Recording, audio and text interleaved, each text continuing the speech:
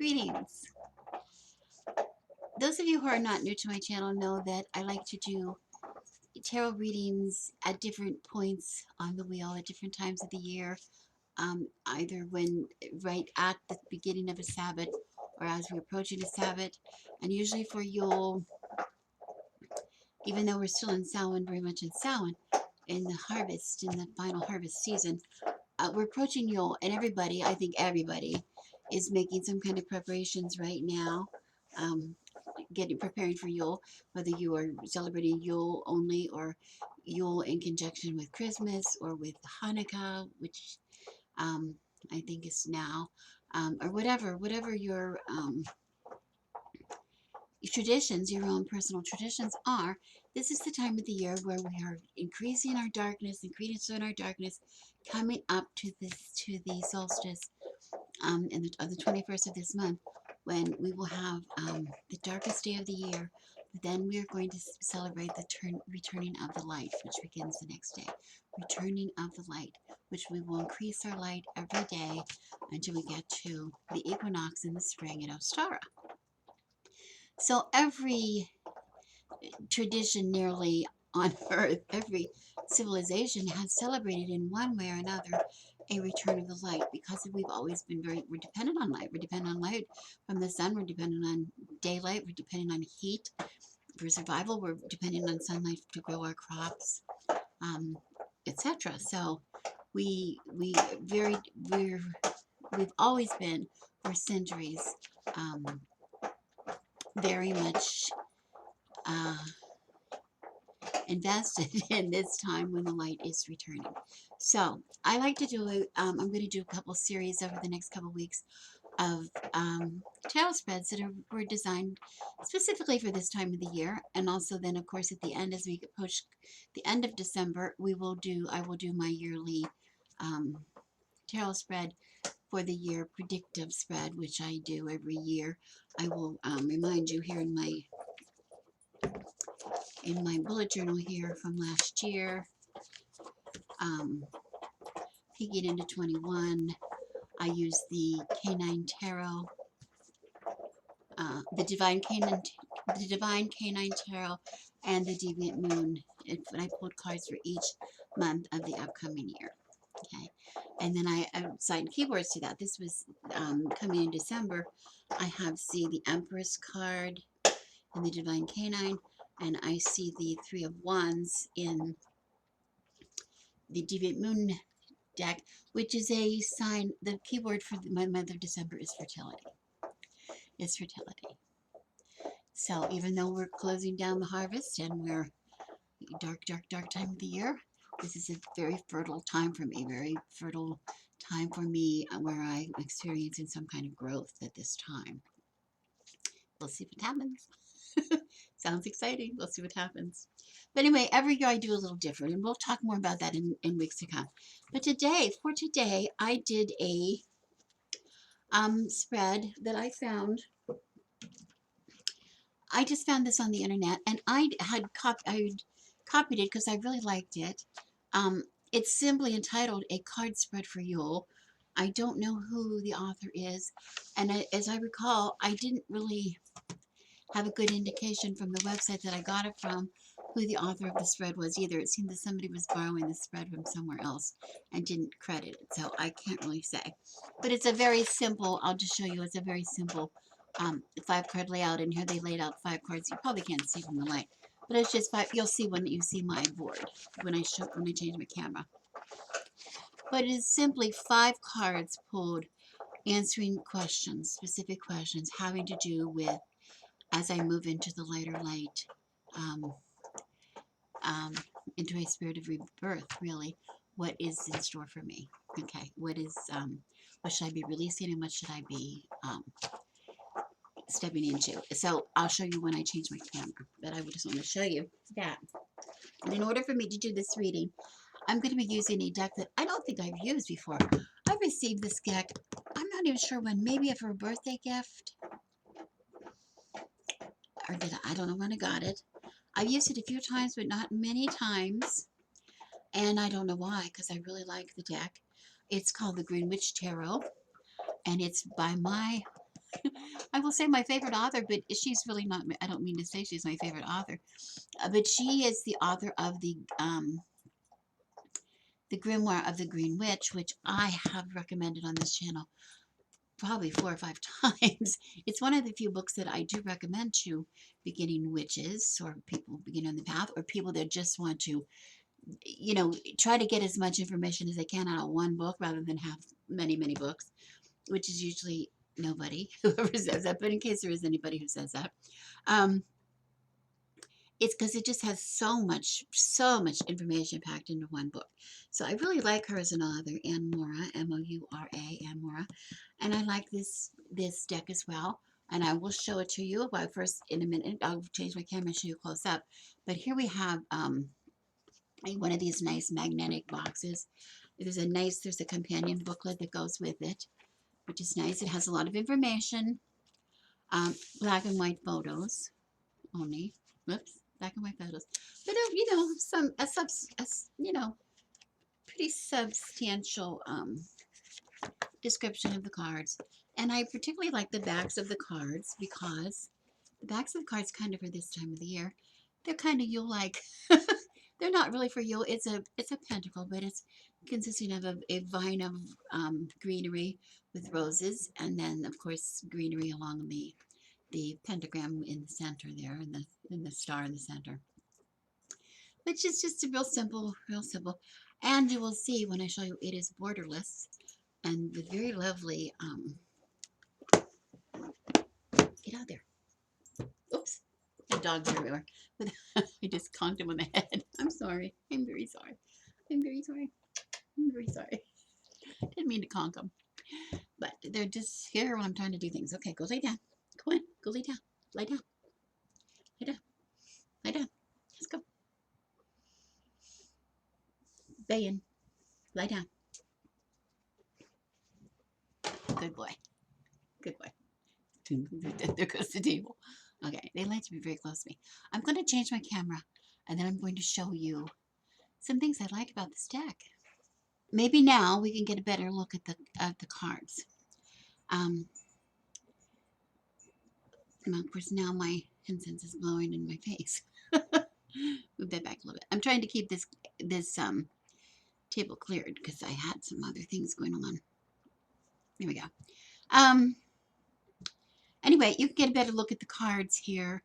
The backs of the cards, it's very simple and it's nice. It's seasonal almost, even though it's not meant to be. And the illustrations, the illustrations are really beautiful without any borders. They are really nice, clear, and well done. They're well done. The illustrations, quite well done. Okay, but it's following the pretty much the Rider-Waite system. Okay, but my favorite thing about the cards is, first of all, they fit in my hand nicely, and this is a relatively new deck. Remember, I only used it a few times, and look at the way it's shuffled. It's a dream. It's an absolute dream. And I want to say, let me shuffle it again. I've been shuffling a little bit before I started the camera, so I could get a good shuffle. But hello, bird. Hello, bird. That bird came by to say hello. And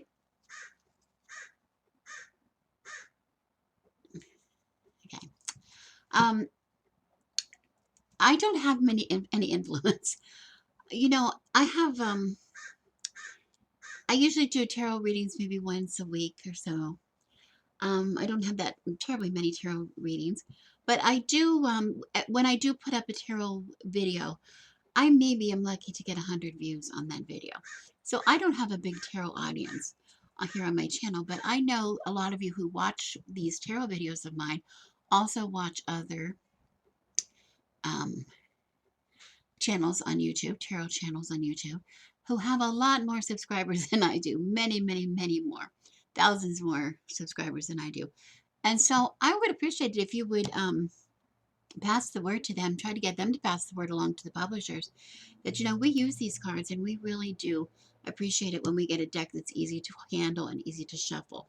Yes, the illustrations are beautiful. We love that. We love the themes, whatever they do.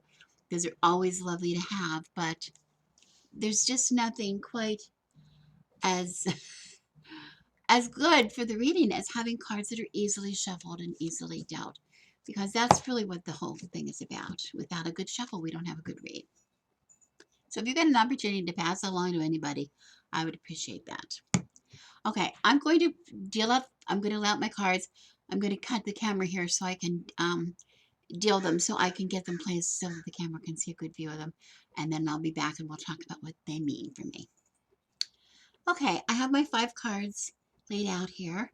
I hope you can see. I don't have a big view here in my film, but I think you can see it. Um, this is card 1, card 2, card 3, card 4, card 5, going around a wheel, so to speak.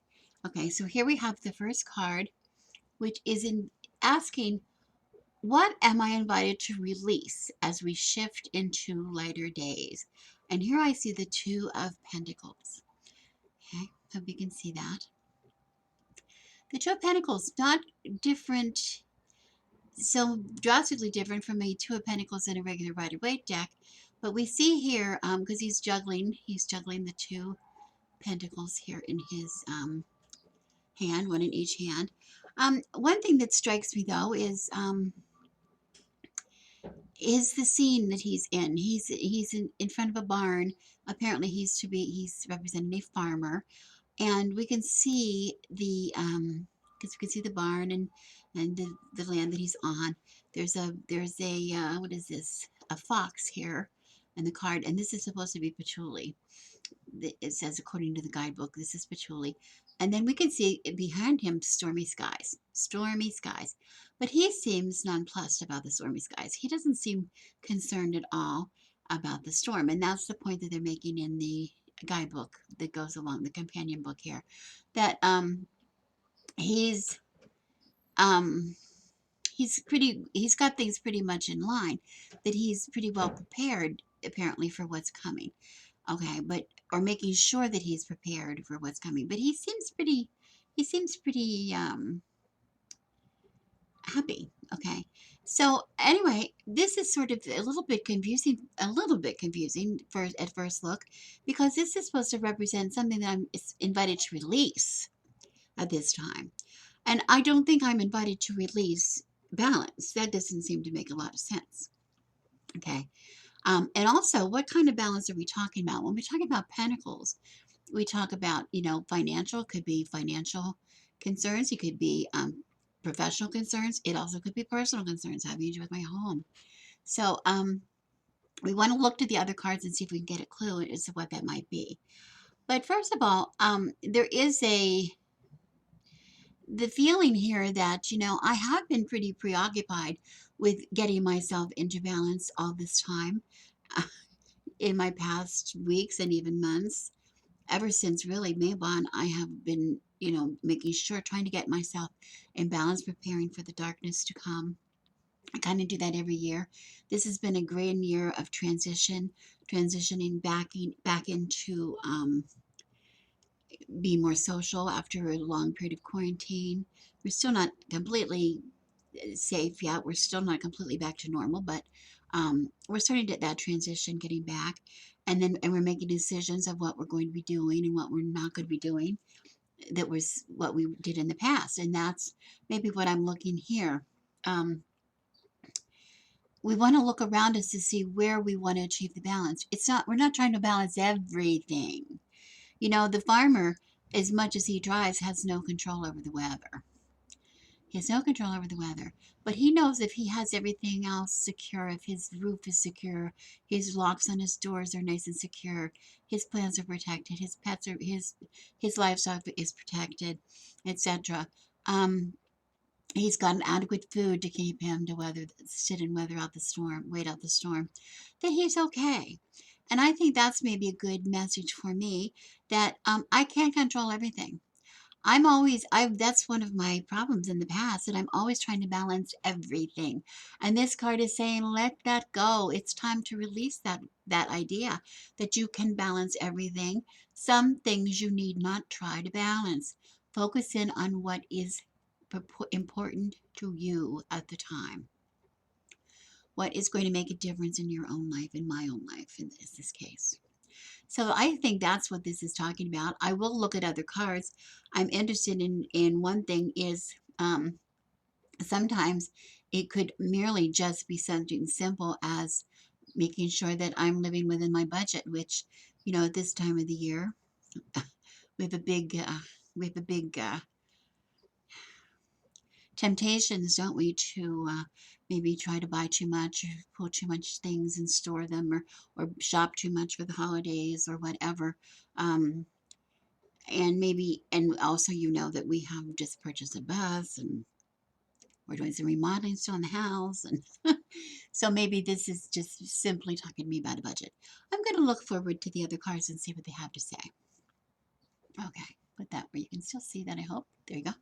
And now we're going to go to card number 2. And card number 2 in this position is advice for helping this release, whatever it is I need to release, move through me. How can I do that? And here we look at the Eight of Chalices, which is a really good card talking about a release, because this is a card about walking away, isn't it? The Eight of Cups. Time to walk away from things that no longer serve you. So, leaving things behind, leaving some things from the past behind. Um, um, Maybe it's time to leave what's familiar. Just because something's familiar doesn't mean it's right for you. Sometimes you need to go someplace different. Look at new things. Look at new viewpoints, new people, new places. And right now, do I want to go back if I'm leaving my place of quarantine? Do I want to go back to the same old stuff? Or do I want to go forward to something new? Okay. Leave that emotionally draining situation behind, you know? And it says, are you, reminds me, was it a situation where I was always giving, never receiving? I don't know if that's the case, but I know I felt like that a lot of times. And that's not going to help me in any way, is it? I don't want to repeat those behaviors that I've worked so hard to move away from. Okay, so this is a really good card to take what I've learned from the lessons in the past and move on away. Try to find something, some kind of emotional satisfaction and fulfillment in a new environment. Okay, changing the old patterns, which is really important, I think, for most of us. Not just me. I think that's an important point for a lot of us. Okay, card 3 down here in the bottom. This card represents seeds to plant for the coming lighter days. Seeds to plant for the coming days. And I love this because this is the Three of Wands. And again, this is really kind of appropriate with this position of cards where, we want to get out and um, it's the idea that we're going to get out and we're going to promote ourselves and we're going to, get what we want and show the world who we are. And well, this is an interesting card, this Three of Wands in this deck, because here we have a ship and the dock and the boxes here, the crates. On the figurehead on this ship, she's holding 3 wands in her hand. And the idea, according to the guidebook, is this card is reminding me, that it takes um, a, a group of people. It doesn't take one person. Success doesn't depend on the efforts of one person. In this case, this ship did not get where it's going, or will not get where it's going, with only the captain. The captain needs a crew to help man the ship. A captain needs shipbuilders to build the ship. A captain needs map makers to help guide his way. There are so many factors that there are more than one person involved. And to have a successful voyage, there's a lot of people. It takes the efforts of the group of people. Okay, a lot of people that are involved in that process to achieve whatever he has as his goals. He can't do it all by himself. Okay, when you think you can do something all by yourself, pride sometimes gets in the way. Okay, and that turns it into a negative situation. The idea here is to go where you want to go and go after your goals, go after what it is you want to go. You do planting, but planting the seeds that you're not going to do it yourself. I'm not going to do it myself. I've been by myself now. Well, not really by myself. My husband's in here, but for all intents and purposes, I have been here alone. Figuratively alone, trying to decide where I'm going to go next with my life, and wherever I'm going to go next with my life is not going to be alone. There's going to be other people around me. There's going to be other people involved in whatever it is I do. Whatever my efforts are, it's going to involve other people, and I need to keep that seed planted for my future. I need to keep that idea that I cannot be on my own. I cannot simply turn my back on others and walk forward. Okay. So that was really a nice card in that situation. Card number four. Card number four asks the question, what is being reborn in my life? What is being reborn with this new light coming in? What is being reborn? And here we have, I love this image. This is the crone, number 8 in the major arcana, which is normally just entitled strength. In this deck, it's entitled the crone because it is a, well, we see the crone and we do see the lion. And often, most often, when we see this combination of a woman or whatever, a person, and a lion or a dragon or whatever animal is represented on the card, it's usually with the position of physically trying to physically control this beast that is not controllable. Something like you have the strength, the inner strength to tackle any beast or anything that threatens you or anything much stronger than you. You have the inner strength to overcome that. That's what usually traditionally we mean in the strength card. The hidden potential that's inside you, that taming of the beast, I think that we say all the time. Well, that can be very true also in this card as well. But this card, what I really like about it is she's not taming the beast. She's walking side by side with the beast. She's walking, you know, up against her, against each other. They're working together. Okay. So she is the symbol of the strength and the power of the lion working in with the crone. And with the crone, we associate the strength. Her strength is her wisdom, is her knowledge and wisdom that she's learned over the years that she's of experiences and lessons, right? That she's acquired this strength. So it is using the wisdom, using this your knowledge, your experience, your wisdom to and the strength of the line together to go forward. Okay. I really, really like that this concept of the strength card. And the other thing I really like is it reminds us, it says here, that the inner strength that the crone has, that or I have, my inner strength, or anyone's inner strength is a wellspring within. It's part of us and it is never gone. It is never tapped out. It will never be used up. Whenever we need it, our inner strength is there. It's not like physical strength, because we can work ourselves to absolute exhaustion. We can work ourselves, or we can break ourselves so that our body is not able to move anymore, or whatever. But our inner strength, what is inside us, is always there as long as we exist.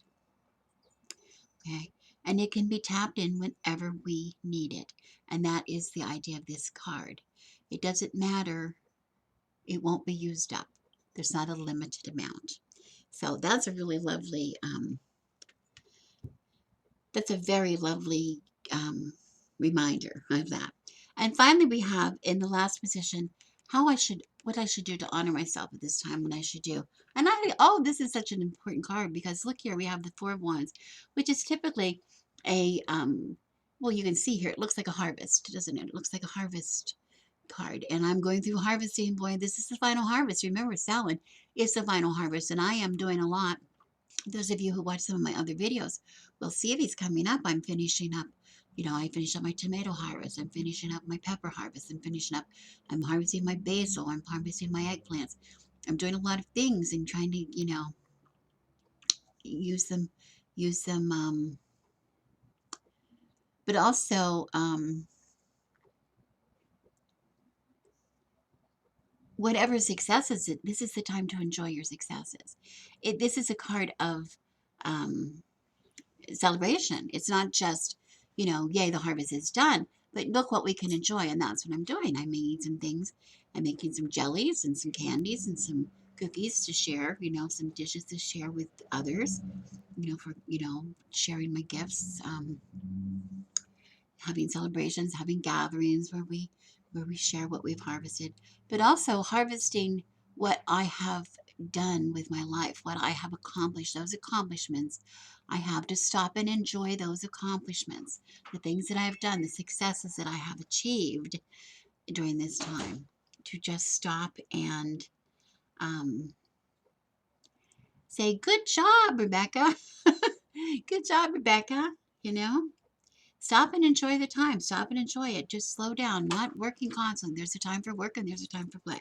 And this is the time we should be getting ready to stop, celebrate, enjoying the fruits of our labors. Okay. And because of the strong foundation that we have built in our lives, that is a foundation in which to build new endeavors. Okay. So this is a beautiful reading. I found this to be a really lovely reading for this time of the year for me, and I thought the deck did a very lovely job for me as well. Well, that was a pretty fun reading. I liked that reading a lot. I liked using this deck. This is a really fun deck. I recommend this deck if you're looking for a new deck. Nothing wrong with this one. Um, if you enjoyed this reading, come back. I appreciate it. Thank you very much for watching, and I appreciate your comments. Come back in a week, and next week I'm going to try another layout for Yule, and then I think the following week we'll do the year-end reading. The year ahead. We're going to look a year ahead. I'm still trying to decide what decks I want to use for that reading, so let's see what I come up with. I like to vary it. I like to change it up every year. And also change up kind of the way I do the reading I usually do. We'll see. We'll see. Okay. Thank you so much for watching. As always, I'm Rebecca, the good wife, and I wish you blessings.